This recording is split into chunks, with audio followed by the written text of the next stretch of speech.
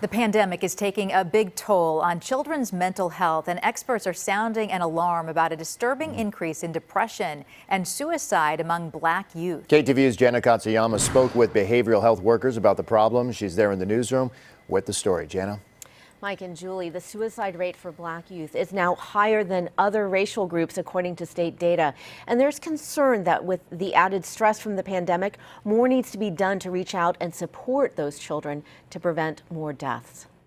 Concern is rising about the mental health of California's Black youth. Data from the State Department of Public Health shows the suicide rate of young Black Californians has doubled since 2014. It has doubled since 2014. It's gone up 80% since 2010. Dr. George Woods, an Oakland neuropsychiatrist and chief scientist at Crestwood Behavioral Health, says it is alarming. It's really an unusual phenomenon. We typically have not seen that rate of suicide within the African American child and adolescent community. Experts say some factors causing more depression among Black youth are poverty, homelessness, the stress of the pandemic, and exposure to violence, something which those who work with young people say is sadly all too common. Any kind of a venue where you ask for a show of hands, how many of you know someone who's been killed?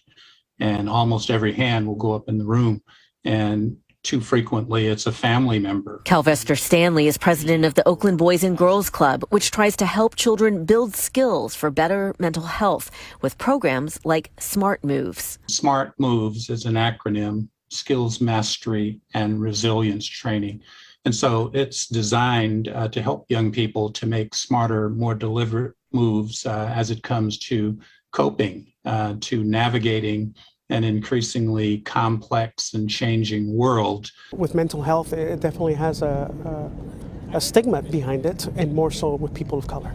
Martin Lopez Diaz, co-executive director of Brothers on the Rise, says his program works with young men of color in Oakland, taking them out into nature and mentoring them to help their emotional resilience. And we do it through social emotional learning, where we're teaching them about what's it look like, or what is it about having a good relationship with someone, or how to have empathy with others. Speaking up. It's okay to share your emotions. It's okay to cry. And Dr. Wood says if you think a young person is struggling with depression or suicidal thoughts, it is very important to reach out and ask if they have considered hurting themselves.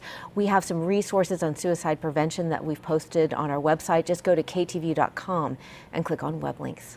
Mike. Yeah, so important to keep that door open, to keep the conversation going with your friends and your loved ones at all times. All right, Jana Katsuyama live in the newsroom. Jana, thank you.